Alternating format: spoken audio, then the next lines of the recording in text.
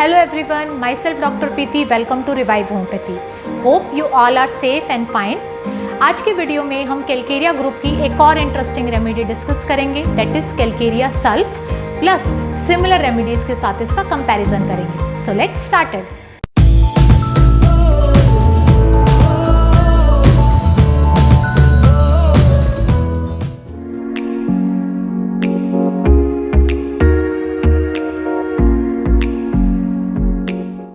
So, Calcarea sulf, also known as plaster of Paris and sulfate of lime, very important for MCQs.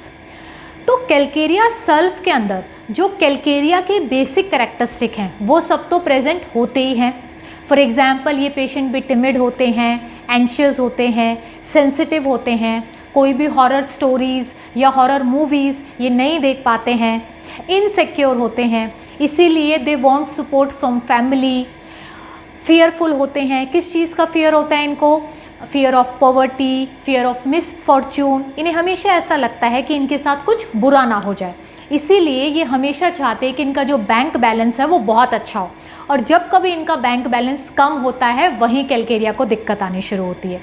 तो अगर आपके पास कोई ऐसा patient आता है जिसके पास ये सारी कैरेक्टरिस्टिक हैं लेकिन वो पेशेंट एंग्री है, तो think of calcarea sulph, because Calcarea sulph is an angry Calcarea, right.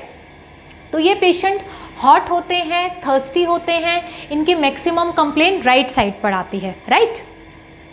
ये पेशेंट किसी भी तरह का मेंटल या फिजिकल वर्क नहीं करना चाहते. क्यों?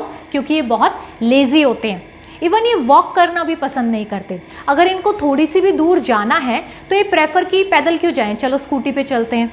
जहाँ कहीं लिफ्ट की फैसिलिटी अगर है तो वहाँ पर ये स्टेयर्स को अवॉइड करते हैं कि क्यों, चलो लिफ्ट से ही चलते हैं. इतने लेज़ी होते हैं, राइट. कैलकेरिया सल्फ की जो बेसिक नीड है वो है एप्रिसिएशन. ये पेशेंट चाहता है हमेशा हर कोई इसकी तारीफ़ करे, और जब कभी ऐसा नहीं होता है वहीं कैलकेरिया सल्फ को दिक्कत आनी शुरू होती है. और ऐसा कब होता है? से फॉर एग्जांपल एक फैमिली में न्यू बॉर्न बेबी का अराइवल हुआ है, तो सारे फैमिली मेम्बर्स का जो फोकस है, जो अटेंशन है वो इस न्यू बॉर्न बेबी पर है. अब उसकी जो एल्डर सिस्टर है, अगर वो कैलकेरिया सल्फ है तो उसको ऐसा लगेगा कि अब मेरे जो पेरेंट्स हैं या जो मेरे फैमिली मेम्बर्स हैं मेरे ऊपर तो ध्यान ही नहीं दे रहे, मेरी तो केयर ही नहीं कर रहे, उनका तो सारा ध्यान अब मेरे छोटे भाई के ऊपर आ गया. तो इस बात के लिए वो अपनी मदर से कंप्लेन करेगी कि मम्मा अब आप मेरा ध्यान नहीं रखते हो, मम्मा अब आप मेरी केयर नहीं करते हो. तो हमेशा वो अपनी मदर को इस चीज़ की कंप्लेन करती रहेगी. शुरू में तो वो इस चीज़ की कंप्लेन करेगी, धीरे धीरे ये कंप्लेन करना उसका एंगर में कन्वर्ट हो जाएगा.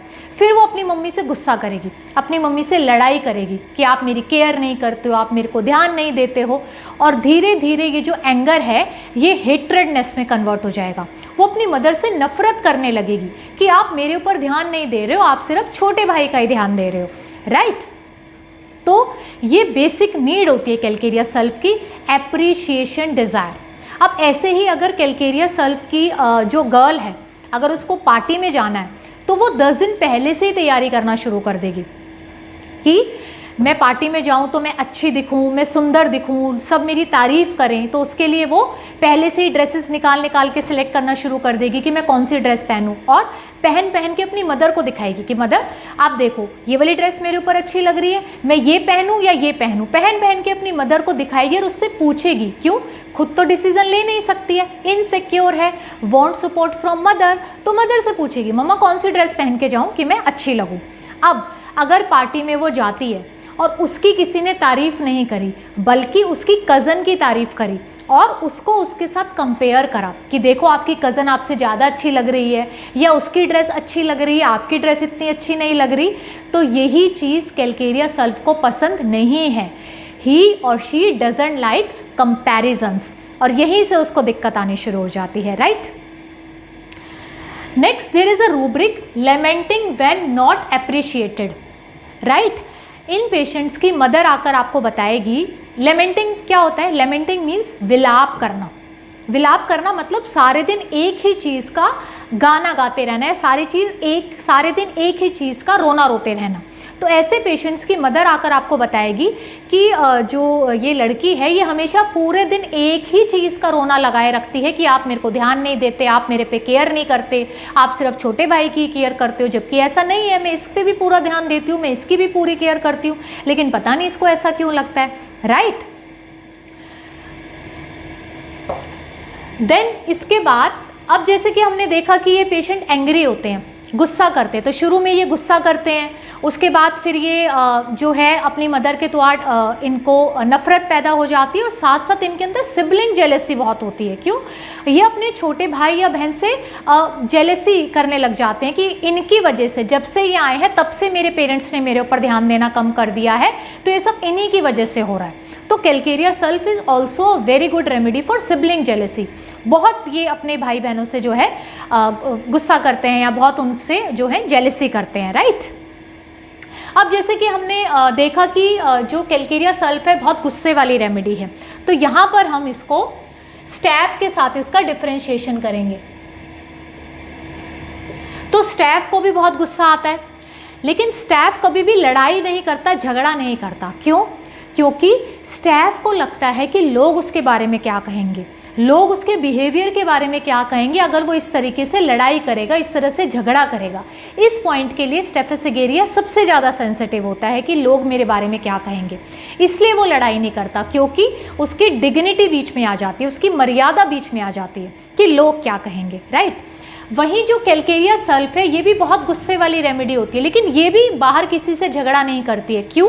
क्योंकि ये टिमिड होती है, डरपोक होती है, इतनी करेजियस नहीं होती कि खुल के किसी के भी साथ झगड़ा कर सके, right. Next, they never play sports. अब यहाँ हम इसको थूजा के साथ डिफ्रेंशिएट करेंगे।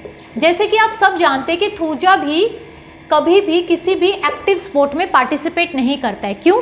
क्योंकि थूजा को एक कांस्टेंट फियर होता है इंजरी का, कि मेरे को चोट ना लग जाए। क्यों? क्योंकि उसको ऐसा लगता है कि उसकी जो बॉडी है वो ग्लास की बनी हुई है, जो कि बहुत ईजिली ब्रेक हो जाएगी, इसलिए वो किसी भी एक्टिव स्पोर्ट में पार्टिसिपेट नहीं करता है। वहीं कैलकेरिया सल्फ किसी भी स्पोर्ट में इसलिए पार्टिसिपेट नहीं करता है क्योंकि ये किसी भी फिजिकल एक्सर्शन को बियर नहीं कर सकता, बहुत आलसी होता है, राइट। नेक्स्ट, ये पेशेंट बहुत ही फॉरगेटफुल होते हैं और मैक्सिमम इनके अंदर जो लॉस ऑफ मेमोरी आती है वो तब आती है when they are under strain, right. जैसे फॉर एग्जांपल बच्चे ने रात भर पढ़ाई करी, कल उसका एग्जाम है, उसने सारे क्वेश्चंस बहुत अच्छे से कर लिए, लेकिन जैसे ही क्वेश्चन पेपर सामने आया और क्वेश्चन सामने आए कि 3 घंटे के अंदर आपको ये 5 क्वेश्चंस अटैम्प्ट करने हैं, तो एक प्रेशर आया कि 3 आवर्स के अंदर मेरे को ये सारा क्वेश्चन पेपर अटैम्प्ट करना है, ब्लैंक, सब भूल जाता है। ऐसे ही अगर इंटरव्यू में जाता है, उसने बहुत अच्छे से प्रिपेयर करा है, सामने से क्वेश्चन आया, उसको वो क्वेश्चन आता है, उसने वो क्वेश्चन प्रिपेयर करा है, लेकिन जब इंस्टेंट क्वेश्चन आता है और उसको इंस्टेंट आंसर करता है तो ब्लैंक, भूल जाता है सब कुछ कि क्या मुझे आंसर करना है। वैसे ही जब बाहर आता है कमरे से, अब तो इंटरव्यू खत्म हो चुका है, प्रेशर खत्म हो चुका है, तो तुरंत याद आ जाएगा, अरे ये क्वेश्चन पूछा था, ये तो मुझे आता था, लेकिन वहाँ मैं क्यों भूल गया। तो इस तरह से इसको लॉस ऑफ मेमोरी होता है, राइट, जब ये अंडर प्रेशर होता है या जब अंडर स्ट्रेन होता है। नेक्स्ट, ये पेशेंट बहुत ही हरिड होते हैं, हमेशा जल्दबाजी में रहते हैं, they always make mistakes in speaking, right. Plus ये बहुत जल्दी चौंक भी जाते हैं, अगर पीछे से किसी ने इनको आवाज़ लगाई या किसी ने इनका नाम बुलाया तो एकदम से घबरा कर चौंक जाते हैं, स्टार्टल्स ईजली, राइट।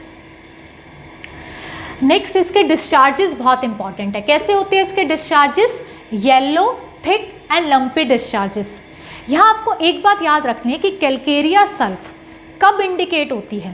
पूरी बॉडी में कहीं पर भी एब्सेस बना है और उसमें से अब पस डिस्चार्ज होनी शुरू हो गई है, और जो वो पस है वो डिस्चार्ज हो रही है और वाउंड जो है वो हील नहीं हो रहा है, पस डिस्चार्ज होती चली जा रही है। ऐसे केसेस में Calcarea sulph is very important. Body में कहीं पर भी एब्सेंस है, you can think of calcarea sulph, अगर वो वाउंड हील नहीं हो रहा है और कॉन्टिन्यूस उसके अंदर से पस डिस्चार्ज होती जा रही है, right.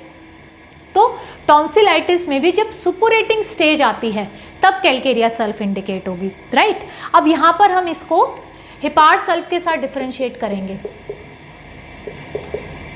हिपार sulph and calcarea sulph. पहला डिफरेंस तो ये है कि कैलकेरिया सल्फ हॉट है and hepar sulph is chilly remedy. Second, दोनों के अंदर ही क्रूपी कफ होता है, रेडनेस और इन्फ्लेमेशन होती है थ्रोट की। तो नेक्स्ट डिफरेंस क्या है, वो ये है कि हेपार सल्फ को हल्की सी भी अनकवरिंग बर्दाश्त नहीं है। थोड़ा सा भी स्लाइट एक्सपोजर अगर कोल्ड का होता है तो इसका कफ एंड कोल्ड बढ़ जाता है।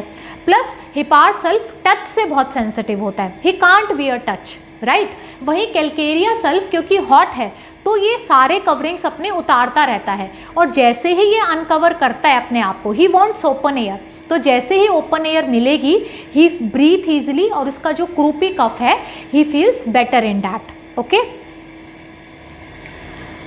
Next, there is burning and itching of palms and sole like sulphur, plus there is a profuse perspiration in these patient after slight exertion, right, and that perspiration is offensive.